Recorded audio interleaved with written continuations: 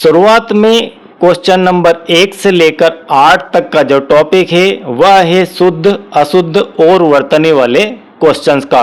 तो इसमें question number 1 है हमारा, नीचे लिखे शब्दों में सही वर्तनी वाला शब्द है। तो यहाँ पर वर्तनी शब्द का क्या अर्थ होता है, पहले इसे क्लियर करते हैं।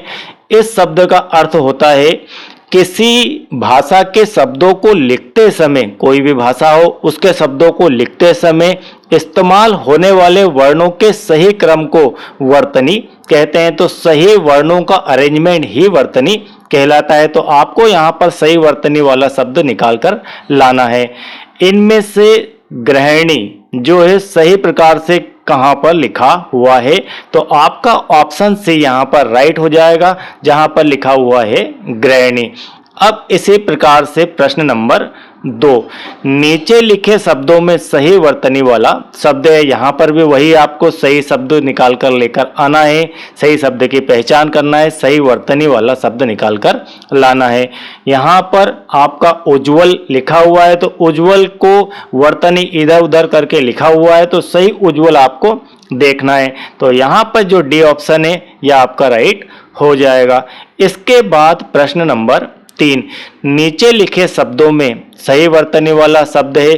फिर से आपको सही वर्तन वाला शब्द देखना है। यहाँ पर आशीर्वाद शब्द आपसे पूछा जाना है कि सही आशीर्वाद शब्द कहाँ पर लिखा हुआ है। तो आशीर्वाद शब्द का लिखने का सही तरीका यह वाला बी ऑप्शन होता है, आशीर्वाद। कहीं आशीर्वाद लिखा है, कहीं पर आशीर्वाद लिखा है, तो सही आशीर्वाद आपका बी ऑप्शन में मिल जाएगा। इसके बाद प्रश्न नंबर 4, नीचे लिखे शब्दों में से सही वर्तनी वाला शब्द है। यहाँ पर भी सही वर्तनी वाला शब्द ही निकालना है। यहाँ प्रमाणिक, यहाँ प्रामाणिक, यहाँ प्रामाणिक, यहाँ प्रमाणिक, तो सही प्रमाणिक कहाँ पर है? ऑप्शन ए का जो लिखा हुआ है यह सही वर्तनी वाला शब्द है, प्रमाणिक। अब प्रश्न नंबर 5, प्रश्न नंबर 5 में भी आपको शुद्ध वर्तनी वाला शब्द छांटना है।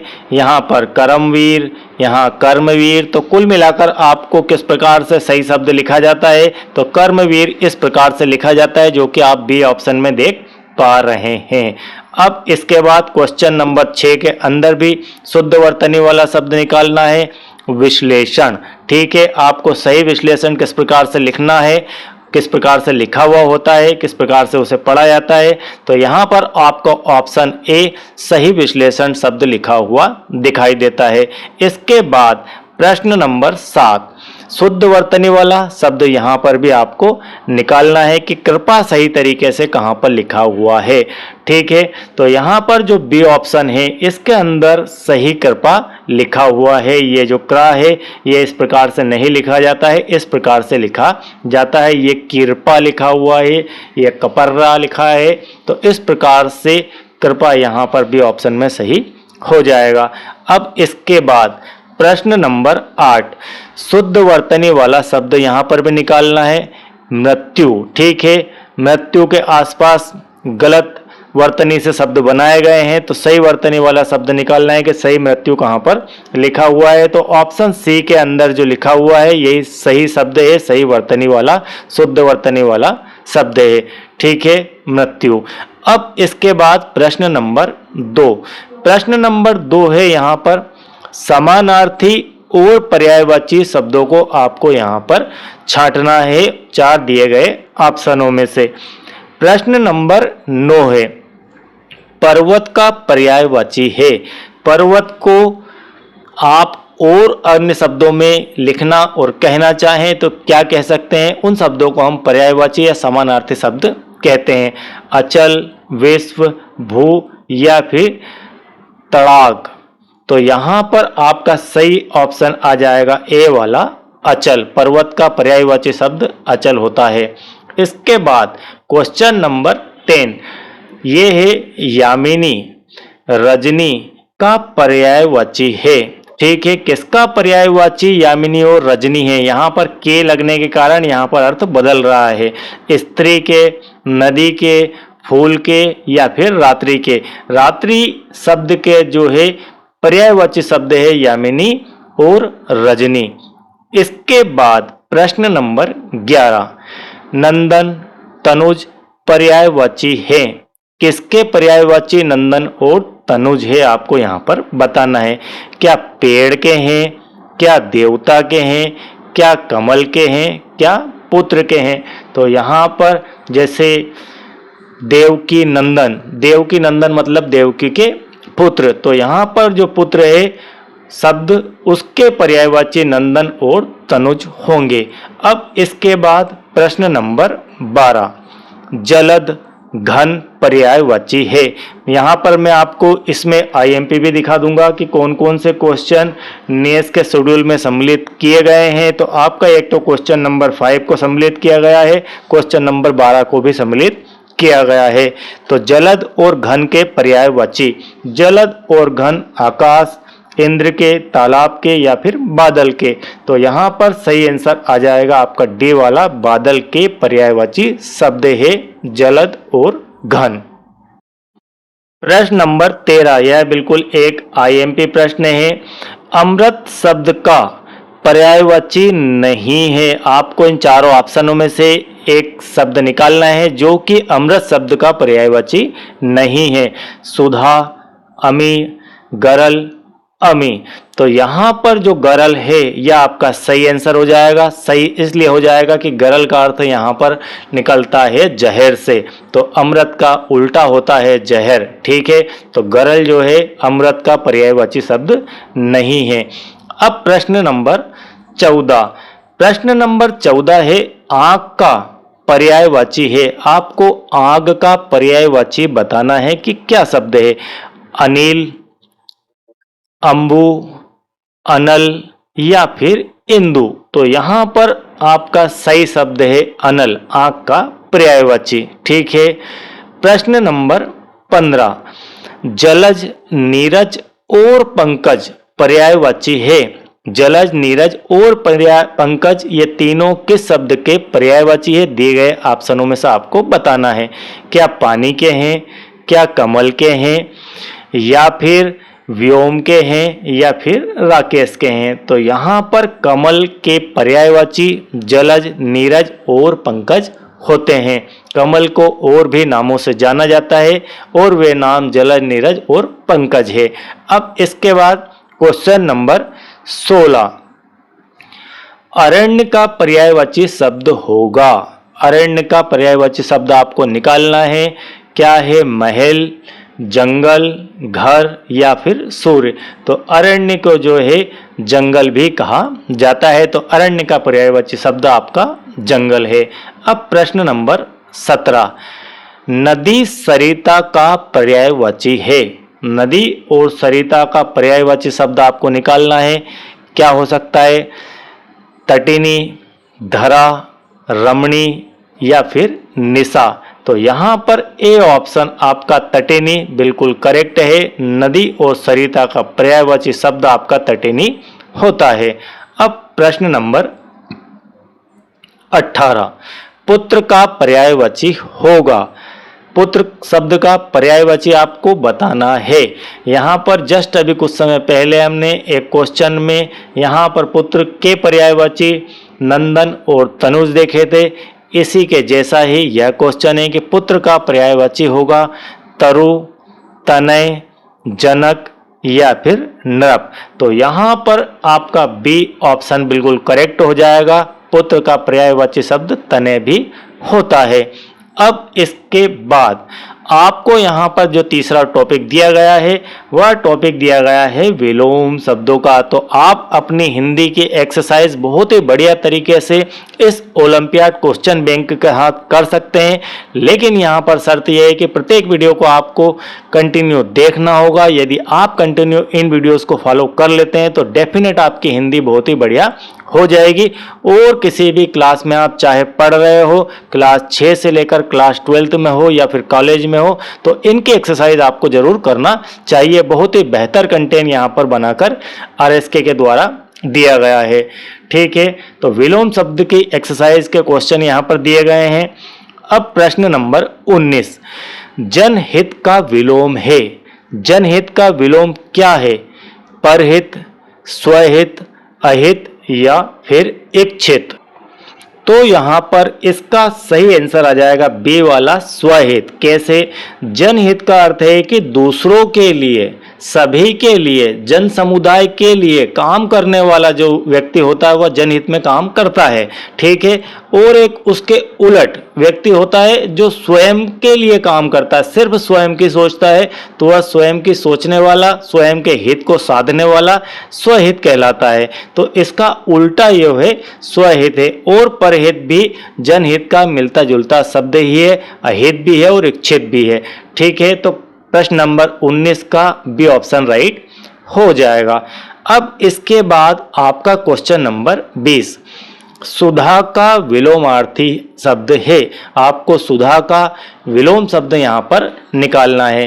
क्या ए ऑप्शन में अमी दिया है, चंद्रमा, गरल या फिर निशा?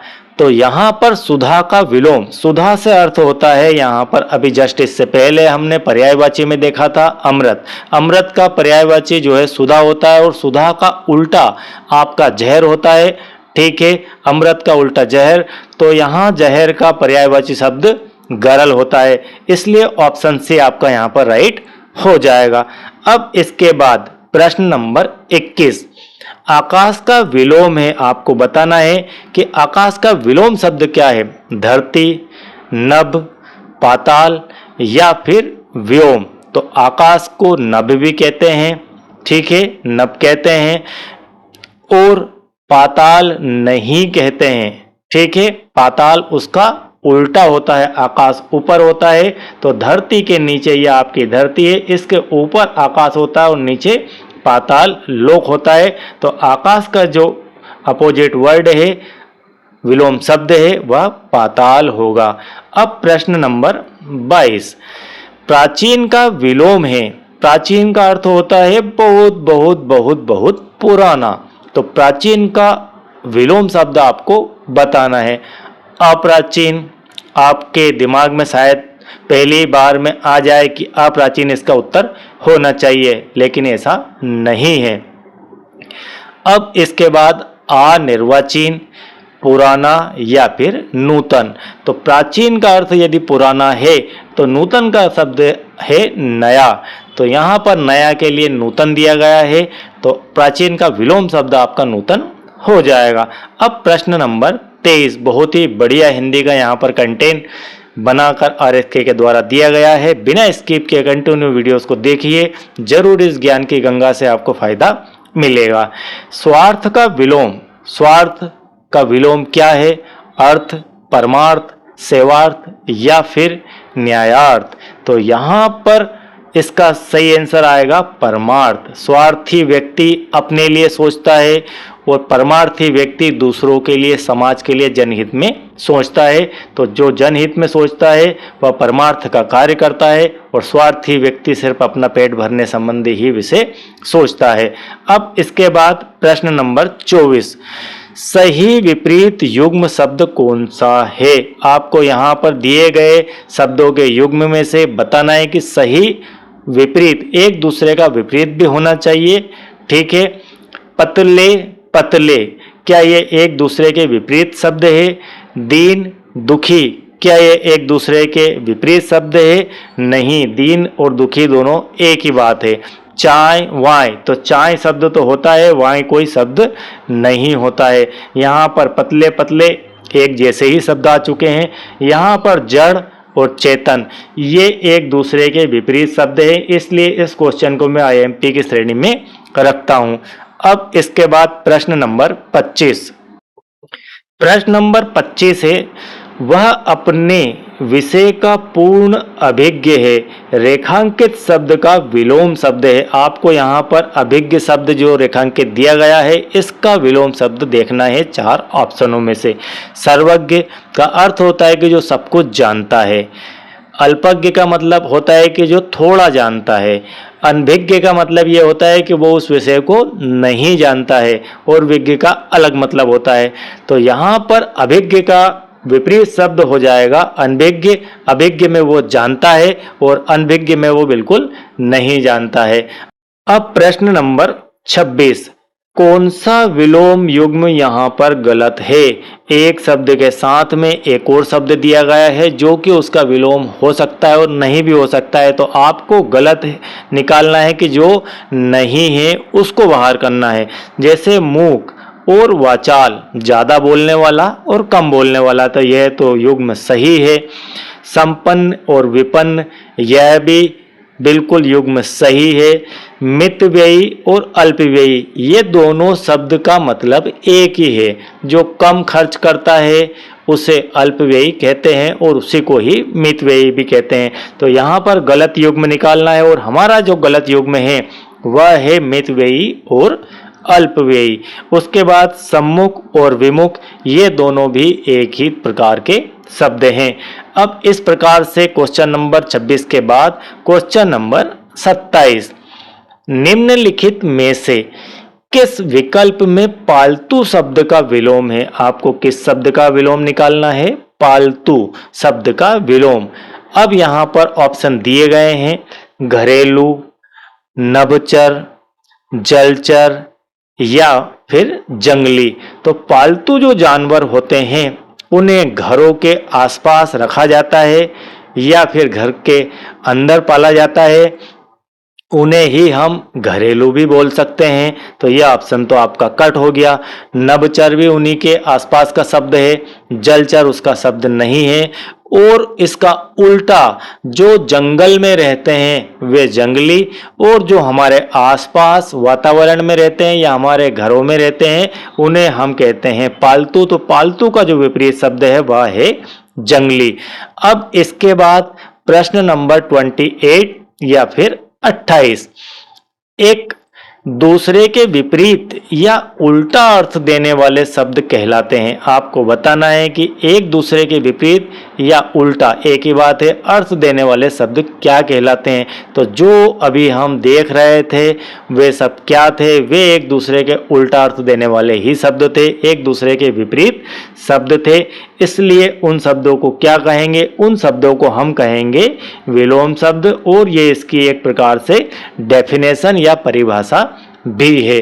अब इसके बाद आपका संज्ञा स्टार्ट होता है। यहां से कहते हैं संज्ञा की परिभाषा दी गई है, किसी व्यक्ति, वस्तु अथवा स्थान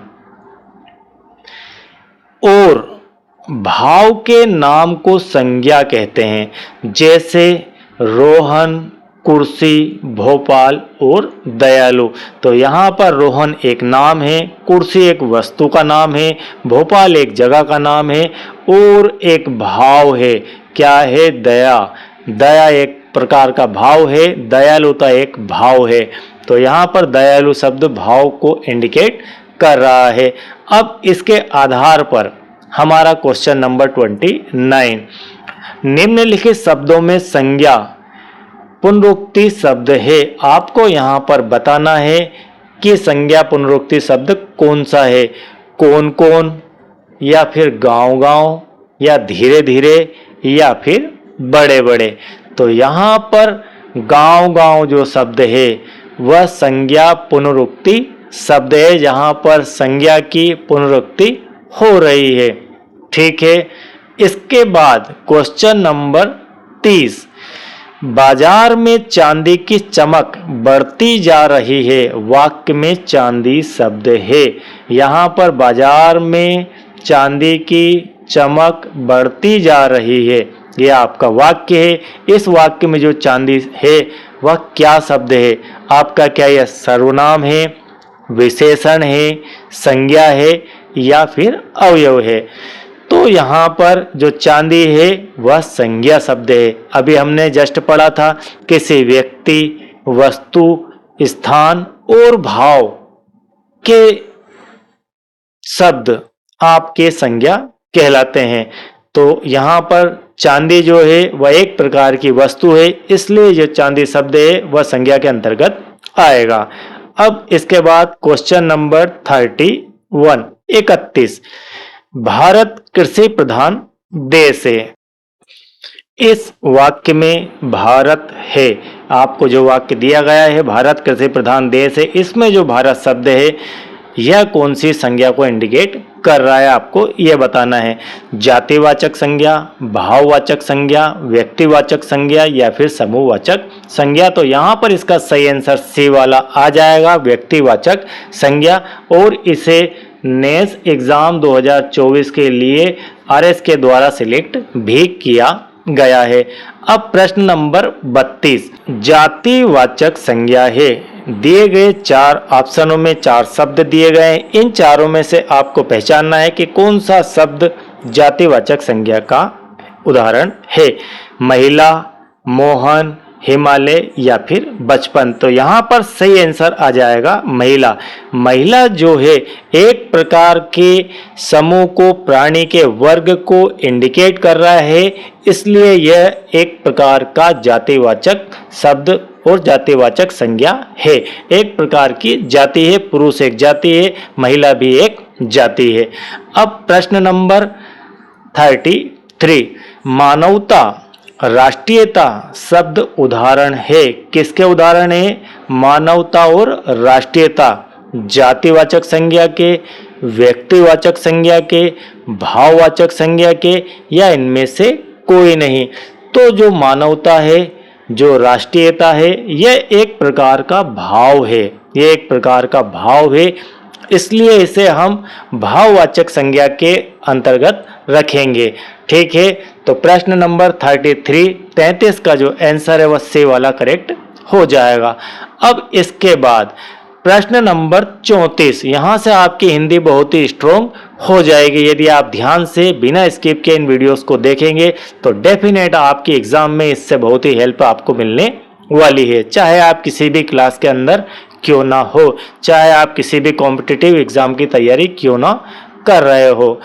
लड़कियां खेल रही है, वाक्य में लड़कियां शब्द है। यहाँ पर इस वाक्य के अंदर जो लड़कियां शब्द है वह कौन सी संज्ञा है? चूंकि यह संज्ञा का टॉपिक चल रहा है और यहाँ ऑप्शन भी आपको संज्ञा में ही दिए गए हैं, व्यक्तिवाचक, भाववाचक, जातिवाचक। तो यहाँ पर अगेन जैसे कि महिला एक जातिवाचक शब्द था, उसी प्रकार से लड़कियां एक जातिवाचक शब्द ही है। ठीक है, अब आप बात को शायद समझ गए होंगे, लड़के भी जातिवाचक संज्ञा के अंतर्गत ही आएंगे। अब प्रश्न नंबर 35 संज्ञा शब्द के स्थान पर, इंपॉर्टेंट है ये, संज्ञा शब्द के स्थान पर प्रयोग किया जाने वाला दूसरा शब्द क्या कहलाता है? विशेषण, क्रिया, सर्वनाम या फिर क्रिया विशेषण। तो संज्ञा के बदले काम आने वाले शब्दों को, मान लीजिए किसी व्यक्ति को आप राम नाम से पुकारते हैं और राम नाम ना लेते हुए उस व्यक्ति को आप कोई और नाम से, आप इधर आइए, तुम उधर बैठ जाओ, तो इस प्रकार से किसी व्यक्ति का नाम ना लेते हुए उसके स्थान पर अन्य शब्द का अगर आप उपयोग करते हैं तो वे शब्द आपके सर्वनाम कहलाते हैं। ठीक है, तो यहाँ पर सही ऑप्शन हो जाएगा सर्वनाम, जो कि सर्वनाम की डेफिनेशन से ही पता चलता है। इसके बाद अब प्रश्न नंबर 36 जातिवाचक संज्ञा है। दिए गए 4 ऑप्शनों में 4 शब्द दिए गए, उनमें से आपको बताना है कि कौन सा शब्द जातिवाचक संज्ञा है। भोपाल, कृष्ण, गाय या फिर मित्रता। तो यहाँ पर जो गाय है वह एक प्रकार के समूह का शब्द है। गायों का एक समूह है, उसे हम गाय कहेंगे, एक प्रजाति है। ठीक है, वह एक प्रकार की जाति है कि यह गाय है। ठीक है, तो यहाँ पर सी ऑप्शन राइट हो जाएगा। अब इसके बाद प्रश्न नंबर 37 व्यक्तिवाचक संज्ञा का उदाहरण है। अगेन आपको यहाँ पर अब व्यक्तिवाचक संज्ञा को बताना है। ठीक है, किसको बताना है? व्यक्तिवाचक। कलम, हिमालय, जयपुर या फिर मिठास। तो यहाँ पर व्यक्तिवाचक संज्ञा का उदाहरण है आपका जयपुर।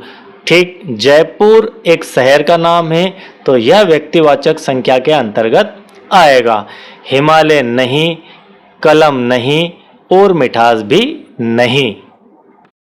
इसी प्रकार का हमने क्वेश्चन कंप्लीट किया था कि भारत कृषि प्रधान देश है, वहाँ पर भी हमने भारत जो शब्द था उसे व्यक्तिवाचक कहा था। तो यहाँ पर जयपुर एक शहर है और वह भी व्यक्तिवाचक संज्ञा का अंतर्गत ही आता है।